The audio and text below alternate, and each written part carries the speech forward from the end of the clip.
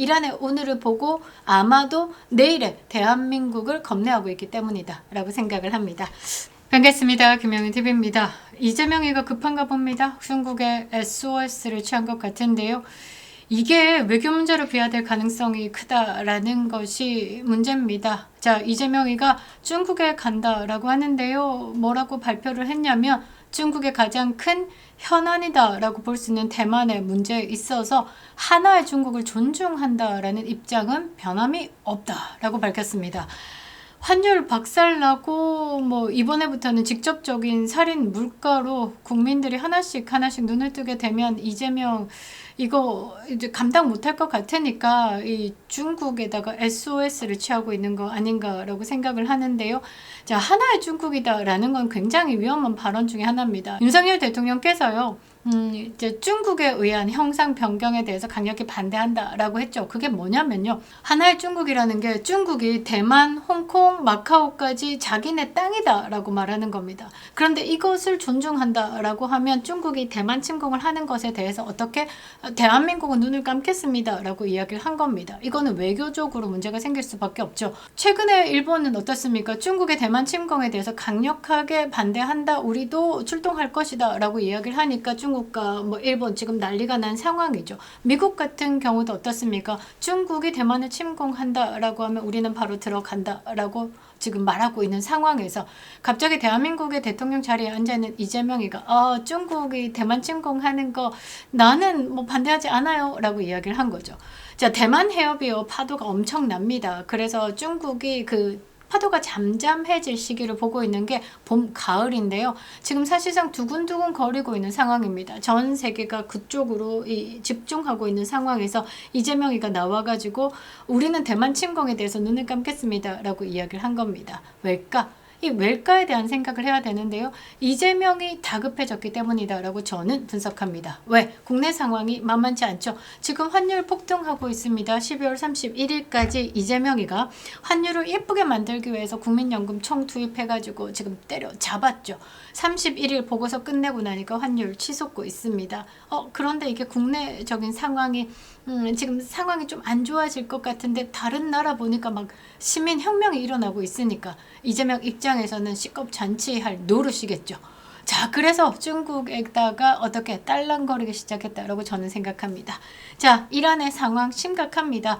자, 이란의 상황이 내일의 대한민국처럼 느껴지는 건 저뿐만은 아닐 겁니다. 이란 경제가 무너졌는데요. 자, 숫자로 보면요. 단순한 환율 폭락이다라고 하지만 현장에서 벌어지는 일은요. 그냥 국가 붕괴의 전조에 가깝습니다. 공식 환율이 아니라 암시장 환율 기준으로 봤을 때 이란의 화폐 가치는요. 1달러당 수만 원 수준까지 추락했습니다. 조금 더 집중적으로 보면요. 자, 이란의 통화가 리알인데요. 이 1리알이 우리나라 돈으로 0.034원. 그러니까 돈의 가치가 없다라고 봐야 되겠죠.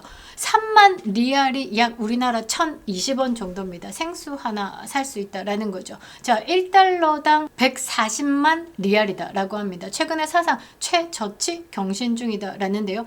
140만 리알을 들고 가야지만 1달러를 가지고 온다라는 거고 그것을 우리나라 돈으로 환산해 보면 약 48,000원에 가깝다라는 겁니다. 1달러당 48,000원 꼴이다라면 지금 경제는 박살났고요. 물가는 치솟았다라고 봐야 되겠죠. 월급을 받아도 하루를 버티기가 힘들고요. 식료품 가격은 주 단위가 아니라 시간 단위로 바뀝니다.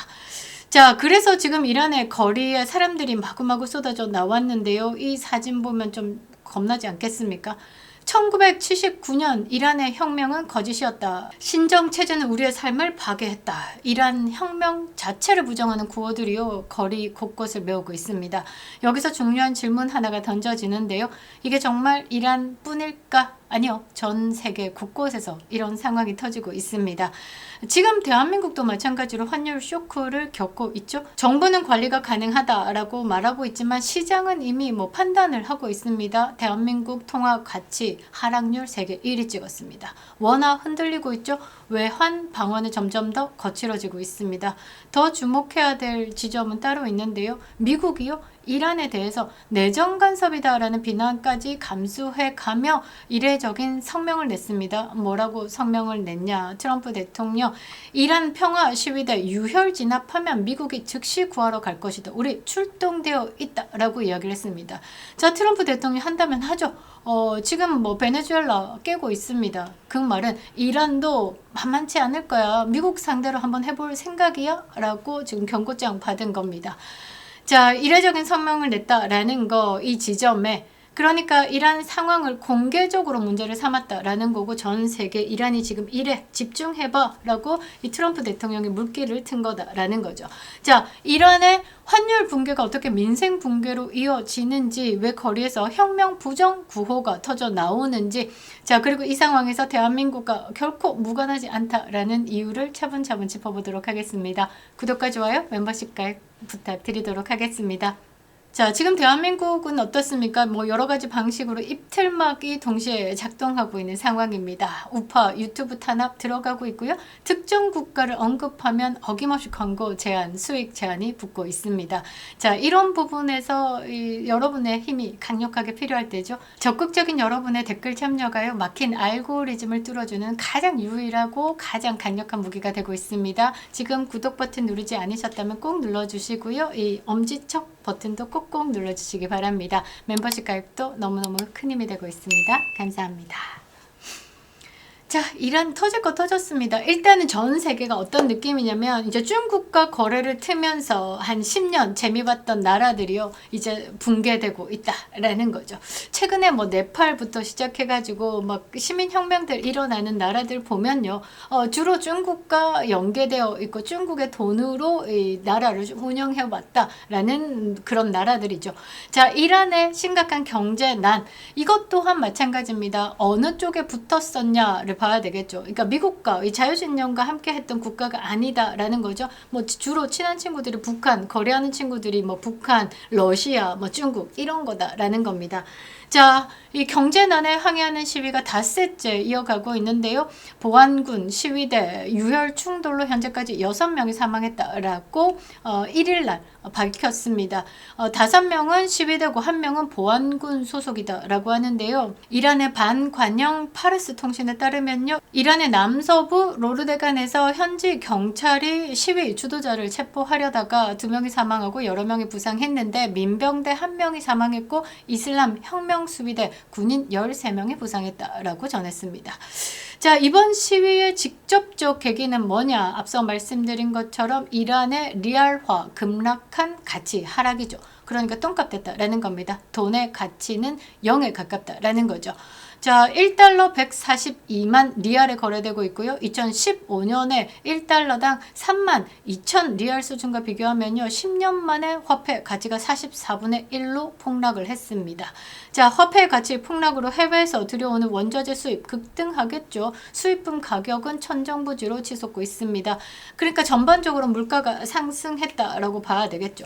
자, 현지에서는 우유도 못 산다, 이거 먹을 것도 없다, 주 단위로 가격이 바뀌는 게 아니고 시간 단위로 가격이 바뀌고 있다라고 합니다. 그러니까 사람이 살 수 있냐? 못 산다라는 거죠. 자, 개혁 성향의 마수드 페제시키안 대통령이 이끄는 이란 정부는요, 시위대와 대화를 원한다라는 신호를 보내고 있습니다. 곧 죽을 것 같으니까, 끌려 내려올 것 같으니까 지금 빠르게 이제 대화 좀 합시다, 한번 손잡아 주이소, 이렇게 하고 있다라는 거죠. 자, 이란의 환율 붕괴 하루아침에 벌어진 사고 아닙니다. 장기간 제재, 그리고 정치적인 고립, 국가 주도의 시장 왜곡, 이거 보면서 지금 뜨거, 이재명 정부 뜨거 하겠죠. 일단은 시장을요, 이 통제를 국가가 하기 시작하면요, 왜곡되기 시작합니다. 그리고 반드시 변형이 오게 된다라는 거죠. 자, 그리고 무엇보다 전 세계에서 이란이라는 국가가 자유진영에 속해 있냐? 아니죠.